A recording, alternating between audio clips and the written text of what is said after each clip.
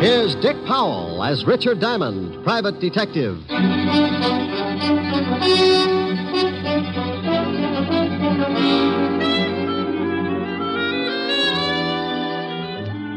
Hello there. This is Diamond. Hey, what about this heat? I can think of a lot of times I've been uncomfortable, but this runs itself right up to the top of my list. But the only thing good I can say about it, get your laundry dry in a hurry. I usually wash a few things out in my office because the soap's free. Come to think of it, I was scrubbing a pile of things the day we had that big wind. 97 degrees in New York, and we get a tornado to cool us off. I had so much dust in my office, I could have supplied mud pies to the whole neighborhood. And after it was all over, the cigarette ad on Broadway was blowing smoke rings through the trap door of one of my scattered longies.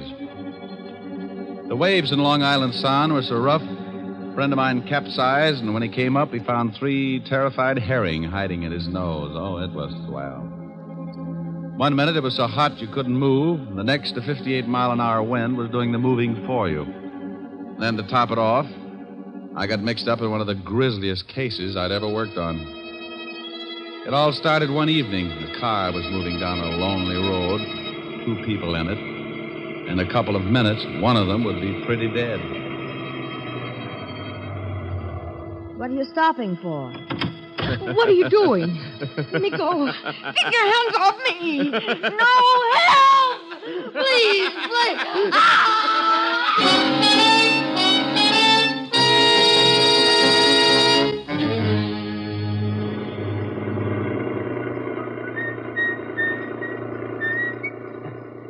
Hey, Ed.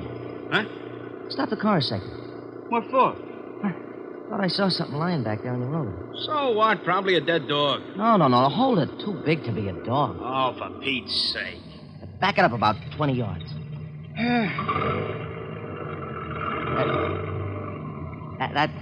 That's good. Okay, where is he? Right over there. Yeah. Hey, come on. Hey.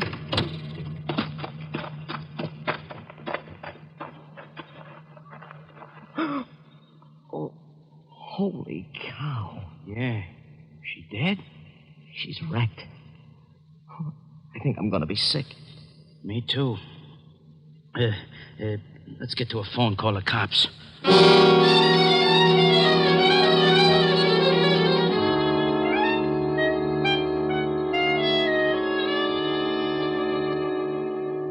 Knit one, purl one. Knit one, purl one. Ah, there, you little fiend. Now, what does it say about the heel? Mm-hmm. Turn the heel. Oh, I dropped a stitch. Now I gotta go back and pick it up again. Yeah? Rick, what's the matter? Oh, Miss Asher? You and your bright ideas. What did I do? You did plenty. I'm a nervous wreck. What from? You remember you said I ought to take up something to keep me busy in the office? Yes. You remember you mentioned knitting? Oh, no. Oh, yes. I've dropped more stitches than the cross-eyed surgeon. You idiot. I was only fooling. Well, I wasn't. I did it up right. Book of directions, enough yarn to wrap up King Tut and all his handmaidens, and 2 of the finest bone needles and gimbals. Now, don't laugh. I was making Francis a pair of screaming argyles. Keep with it, strong heart. You'll win out. Yeah, you darn right. Oh, what I said. Darn. Get it? Helen, are you still there? Yes, Rick. Wasn't funny? No, Rick. Okay, come on over. Let's neck. Yes, Rick. Shame on you. Yes, Rick. Is that all you can say? I love you. And I'll see you about 8. Oh. You don't sound very happy. Well, that's such a long way off. Give you time to make plans. Bye. Bye. Now, let's see. I got to take out 1, 2, 3, 5 rows. Yeah, what is it? Rick? Oh, how are you, Walt? Very unhappy. You should see me. I got to take out 5 whole rows just to pick up 1 lousy stitch. What? No, forget it. What are you unhappy about? I'll tell you about it when you get down here. The 5th Precinct's 20 blocks. Can't you give it to me over the pipe? I wouldn't ask you if it wasn't important, and I'd rather not say anything over the phone. Okay. Stop making like Portia facing life. I'll be down as soon as I finish this heel. Heel? Yes, if you must know, I've taken up knitting. Coming from you, I am unmoved. I don't care if you're building Sergeant Otis a fur-lined money belt. Get down here as fast as you can. All right, Walt. But you'll be sorry when it starts getting cold again, and I won't knit you a sweater to cover your little old blue stomach. Oh. Bye, Walt. Getting Walt's goat was a sport with me, and whether he'd admit it or not, he got a kick out of it, too. Sometimes I wouldn't stay on the rib as long as I usually do, but that was only because Walt always starts sounding just a little bit worried. Then I know it's time to lay off and get serious. Don't misunderstand me. I never lay off entirely, and I never get completely serious. Those are two habits that don't help find the solution any quicker. They just fit you with a mess of ulcers, and you still end up too worried and too serious. I closed my office and headed for Walt's precinct. When I walked in, I spotted Sergeant Otis leaning back in his chair with his number 12s resting on the desk. Hello, Otis. Well, how's the big private detective today? Just fine, Otis. And how is the flash of the 5th Precinct? Don't you worry about me, Diamond. I'll get along. Better go on in and see the lieutenant. He wants to see you. Hey, what's it about, Diamond? You need someone to help you from the police force? You know, Sergeant, you've got a fine head on your shoulders. Well, I'm glad you noticed. The one under your arm isn't so bad either. Hello, Walt. Rick, why don't you leave that poor guy alone? After you leave, he comes running in here and cries all over my desk. Otis? He wouldn't shed a tear if he was standing in an onion warehouse watching his grandmother set fire to herself. Yeah, well, give him a rest for a while. I got a big problem I want to talk to you about. All right, Walt. What's on your mind? Well, I don't know quite how to give it to you. It isn't strictly kosher for the police force to go around asking for help. Now, wait a minute. I don't want any apology routine. If you want a favor, you came to the right boy, and you know that goes without saying. Yeah, I guess I do. But this is a pretty big favor, Rick. The commissioner's on my back. So is everyone else that's got anything to do with this city's government. Sounds rough. What did they do? Find out you were hiding a chimpanzee in a cop's uniform and calling him Sergeant Otis? Oh, now be serious for a second, Rick. Sure, if you'll get to the point. All right. I guess you've been reading about these homicides we've been having for the past 3 weeks. Yeah, pretty messy. Well, the powers that be say solve them or turn in my badge. Oh, well, now, wait a minute. Don't they know that this is the toughest kind of a killing? The killer's obviously got a lot of screws loose, and a maniac doesn't need a motive to kill. Don't those swivel chair bigwigs know that a crime without motive is the toughest job in the world to crack? Sure, they know all that, but the public and the press is yelling its head off, so the pressure is on. Well, what do you want me for? You've got one of the best departments in the state. When you were on the force, it was the best department in the state. Now you stop that. Then stop twisting my arm. What do you want? I want help. I've got to crack this case by next week, or I'm out of my ear. You're the best detective we had on the force, and you're the best private gumshoe in the city. Oh, that's better. Now, what about these killings? Each time they find some dame looking like the last of a hamburger sale. Oh, excuse me a minute, Rick. Yeah? Lieutenant? No, Jack the Ripper. What do you want, mallet head? We just got a report from a guy out in the River Road. Another one of them butcher killings. What? Yeah, some dame all hacked up and lying beside the road. Okay, get the car out. I'll meet you downstairs. Oh, did you hear that, Rick? Mm-hmm. Well, come on. You want me along? Of course. I can brief you about the whole setup on the way over. Oh, I don't know whether it's such a good idea to get mixed up in this. Why not? Well, it looks like whoever gets close to this killer doesn't have much of a future. Well, you can't live forever. Oh, aren't you the sweet one? No, that's not what's worrying me. What is then? When I go out, I want a nice, comfortable place to lie down in. The way this nut goes to work with a knife, I might end up in a freezer.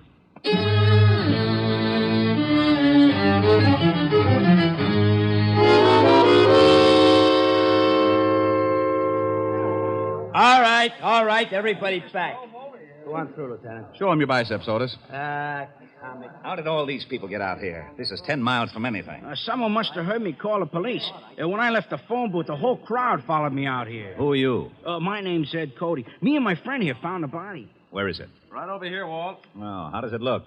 The way you thought it would. Oh, Otis. Yeah, Lieutenant. Yeah, here's your bicarb. Now you see what I'm up against, Rick. Pardon me.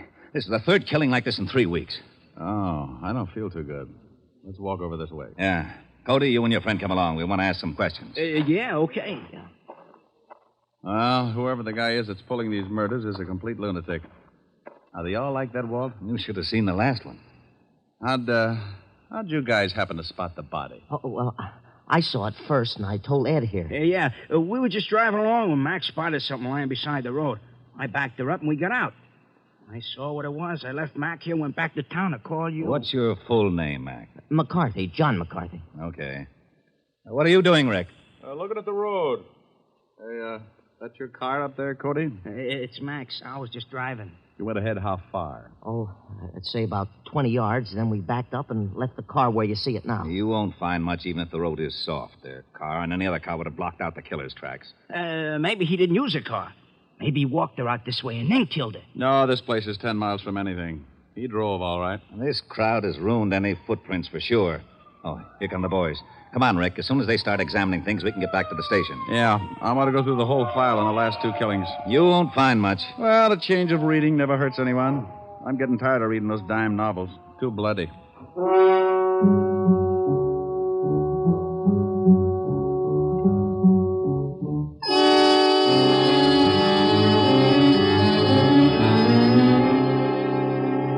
Well, that's the whole mess. No leads at all, huh? Not a one. I'm getting nearsighted from looking at all the lineup.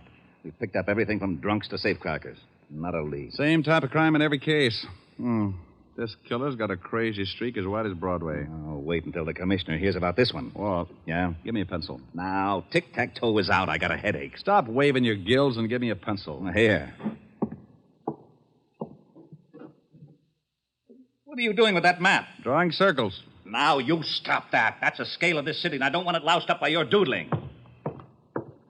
Look at that. So you make a dandy circle. Thanks. What's it for? How should I know? You drew it. Drew what? The circle. Wasn't that a little foolish? Of course it was. That's what I'm yelling about. Well, that's bad for you. What is? Yelling. I know it. I thought you said you didn't know. Know what? About the circle I just drew. What circle? The one on the map. That's what I was yelling about. Why? You didn't draw it. I know I didn't. You did. What for? How should I know? You're a policeman. What in blazes has that got to do with it? You were a rookie, weren't you? Of course I was. You worked your way up to sergeant and then to head of the homicide, didn't you? You know very good and well I did. Wasn't it a little tough? You bet it was.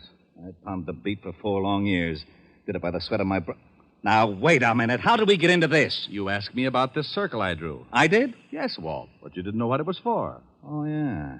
What is it for? It's for you. I get... Yeah, it's not bad. Oh, I knew it.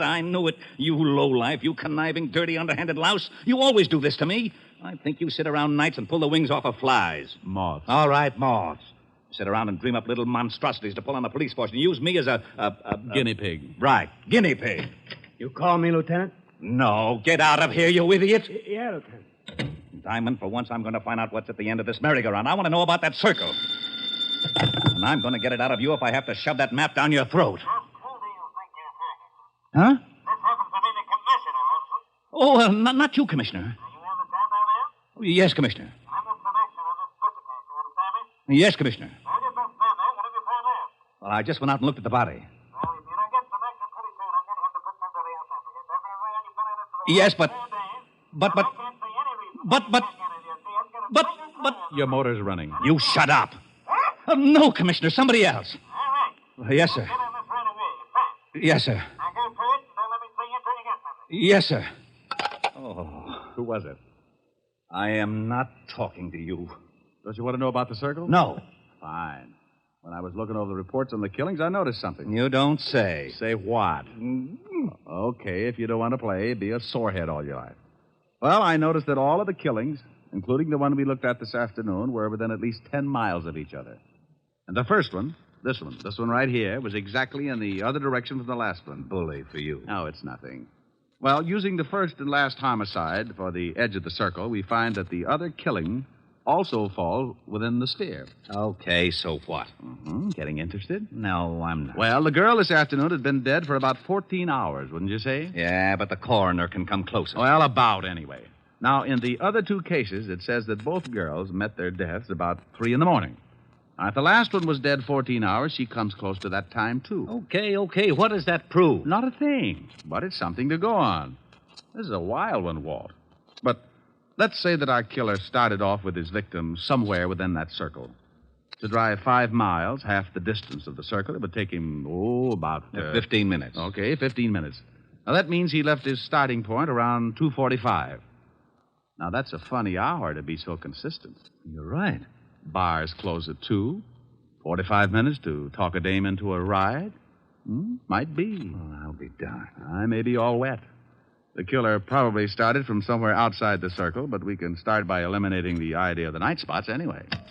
Yeah, Lieutenant? Checking all the night spots from... 45th Street and Broadway, the center of the circle. From 45th Street and Broadway for 10 miles in every direction. Yeah, Lieutenant. That means cafes, bars, bowling alleys, anything that stays open till 2 or after, and step on it. I hope we're right. So do I. I don't like walking on eggs. Then sit down. Who knows? You might hatch something.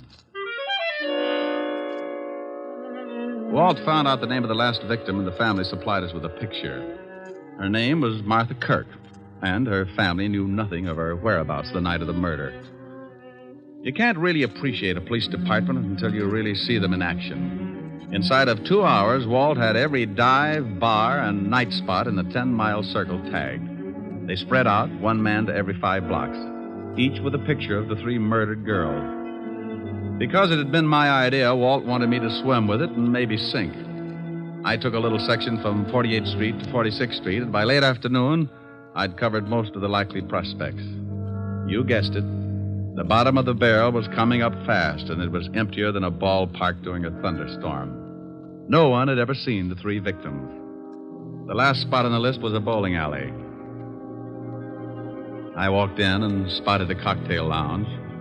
When I climbed up on one of the stools, a bartender with a head that should have been out on the alleys walked up to me. Yeah, what'll it be? How about a glass of milk? Glass of milk? Think you can stand it? Well, if you're worried, water it a little. I don't want to pass out on you. Get him. He made it funny. So did your family. You looking for trouble? Only if I get pushed.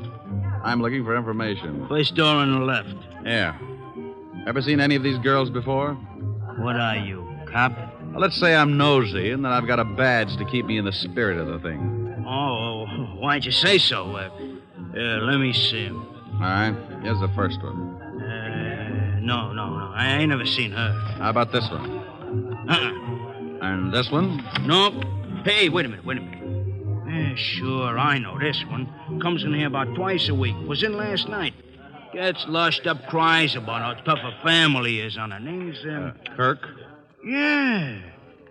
Martha. Martha Kirk. Nice looker. She was. Huh? Did she ever come in with a man? No, but sometimes she leaves with one. Same guy every time? No. Do you remember her leaving with a man last night? Yeah. Come to think of it, she did. What time? No, about 2:15. We stopped serving at 2 right on the dot. That we do. That you do, yeah. Okay. Think you'd know the guy if you saw him again? Oh, sure. He comes in a couple times a week, too. I seen him pick up a couple of strays. I guess you call him a wolf. Yeah, with a hatchet. Huh? No, forget it. Where's your phone? Right over there.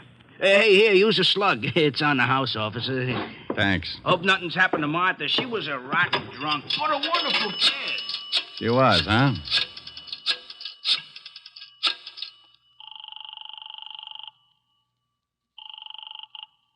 Here, precinct, Sergeant Otis. Otis, let me speak to the lieutenant, and if you crack just once, I'll come over there and shove your head so far down you'd have to untie your shoelaces to cough. Okay, Diamond. You don't have to get nasty.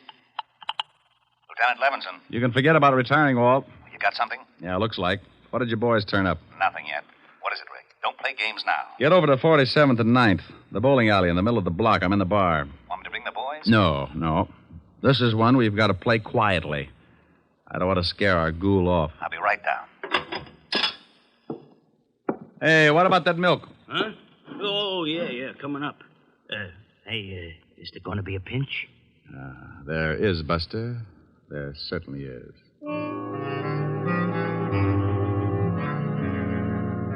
Walt romped in about a half hour later, and he talked to the bartender. He finally looked satisfied. He had to, because it was the only lead that had turned up. We told the bartender to tip us if the guy showed again, and we sat down to wait. Maybe my rabbit's foot started thinking it was back with the quartet because around 1 a.m. it started kicking. The bartender gave us a nod just as a big guy wandered in and sat down at the bar. He weighed in at about 220, and his clothes were sloppy. He ordered a drink and started eyeing a cute little number sitting at the other end of the bar. Let's take him. Hold it, Walt. He's making a pitch. What? The dame at the end of the bar. So he's making a pitch. What do you want to do? Wait around till he takes her out of here? Maybe you'd like to help him sharpen his axe. Look, you haul him in now, you'll have to beat it out of him. You want him to pick the dame up? Well, is that against the law? Arrest me. Now, you stop clowning. You'd rather catch him with the goods, wouldn't you? Yeah, but... Now, don't start that again. You butted the commissioner to death. Just relax, and maybe you can pick up a few pointers. Our big boy moved all right. Right up to the seat next to the cute little girl. She was under full sail, didn't seem to mind it at all. He landed at 1:15. At 1:30, he'd established a firm beachhead, and by 2 o'clock, there was a flag raising. Okay, he scored. Now, the joint's closing. They're leaving. I'm going to tail him. How? He's probably got a car. And if he gets away with that girl, he may kill her. Look, Walt, I promise you he won't get into that car unless I go, too. Now, come on. We'll both stick close to him until I can think of something. We followed the man and the girl outside and walked a few yards behind, making like we had a little load on. They headed for a big parking lot, and that's when I got the idea. The parking attendant was just walking up to him when I stumbled forward. Hey, boy. Rick, what are you doing? Stay with me, Walt. Yeah? Son, I want my car. Just a minute. I was here first. Sure, honey. Don't let him get away with it. Look, old man, my friend here is late getting home. He's got a wife that's 10 feet tall. You mind if I get my car first? Go ahead. Some nerve. Relax, honey. We're going to take a little drive, huh? Yeah. Okay, let's see your ticket. Oh, here's someplace. Come on, we'll walk up. I know where the car is. Okay, but you gotta have a ticket. Rick, what's going on? Keep walking. Hey, I thought you was loaded. Keep going. We're the police. Huh? That's right. Oh. What's wrong? Which one is that guy's car? You mean the guy back there with the dame? Yeah. He gave me his ticket. Right over there, the coupe. Rick, come on. I'm going to climb in that trunk, and you're going to put in a general alarm, Walt. Then you're going to get in your car and tail us. But stay far enough behind so that he doesn't spot something. Okay, but I think you're crazy. Is the trunk open? Yeah. Now get going. Well, they'll see me coming back. Tell him you forgot something in the bowling alley and that I passed out in my car. All right. And, son. Yeah? Don't let on that anything had happened. We think that man is a killer. Oh. I squeezed into the trunk and waited. About 2 minutes later, the Lovebird showed up and got in the front seat. We rode like that for about 15 minutes, and it wasn't bad until we hit the dirt road. Then my inside started bouncing around like a pound of rice in a wind tunnel. We drove for about 10 minutes more and came to a stop. I raised the trunk just enough to get some fresh air and listen. I didn't want to climb out because they'd feel the movement up in front. I was sure they could hear my breathing. What are we stopping for? Well, I just wanted to look at the pretty scenery. How can you? It's too dark.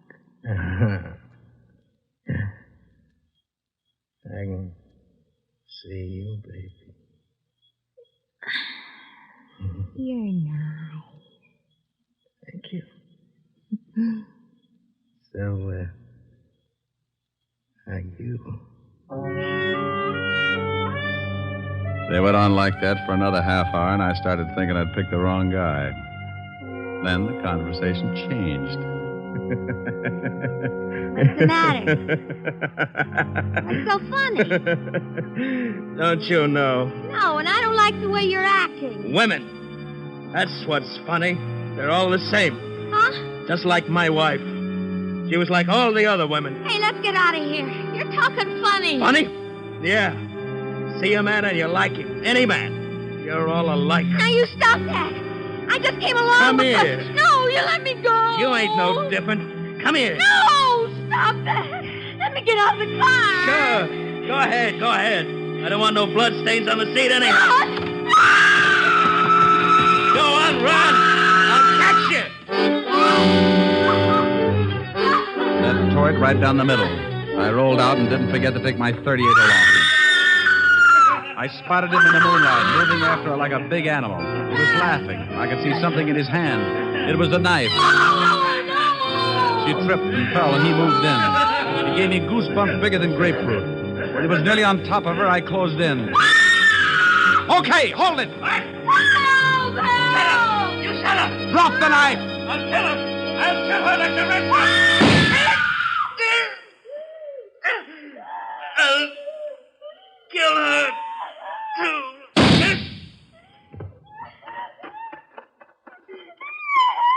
You all right, honey? No.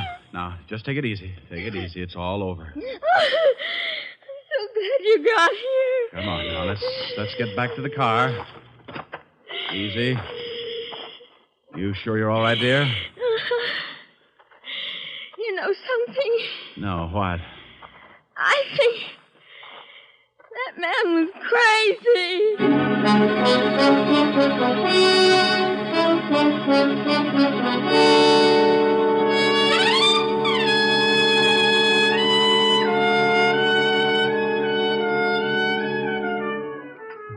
Well, Walt finally got there, and we sent the girl home. The wagon came and cleaned up things. I found out later that Walt was blessed by the commissioner, and I got an assist. I needed calming down, so I stopped off at 975 Park Avenue, the home of the best remedy for bruised nerves I knew of. Oh, good evening, sir. Good evening, Francis. Is Miss Asher in? Yes, sir. She's in the study, knitting. Knitting? Knitting? Thank you, Francis. One pearl, two. Knit one pearl, two. That's like taking stupid pills. Rick. Hello, baby. Oh, look what I've gotten into. I'm a nervous wreck. Oh, that'll teach you. What are you building? Well, it was going to be a surprise for you. Oh, a whole suit. Oh, silly. Ricky, Yeah? I need relaxing. You need relaxing. Oh, swell. Ricky, come here. I know just the thing. No, come over here. There's an old spinning wheel in the parlor, spinning dreams of a long, long ago. Ricky! What's the matter, dear? What about this?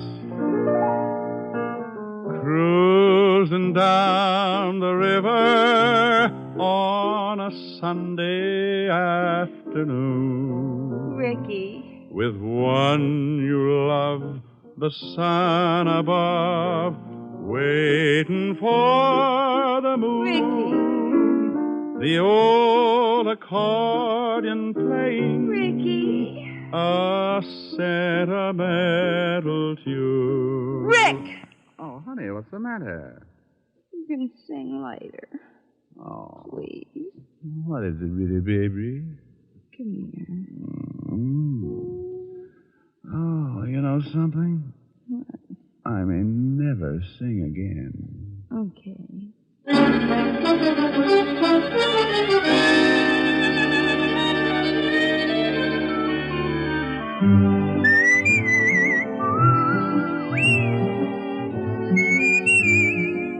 You have just heard Richard Diamond, Private Detective, starring Dick Powell. Helen was played by Virginia Gregg, Lieutenant Levinson by Ed Begley.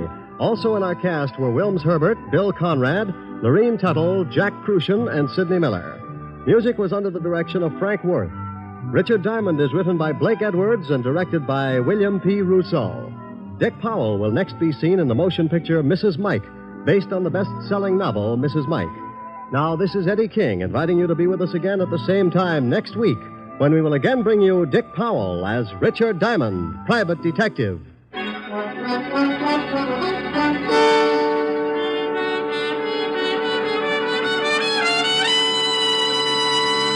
This is NBC, the national broadcasting company.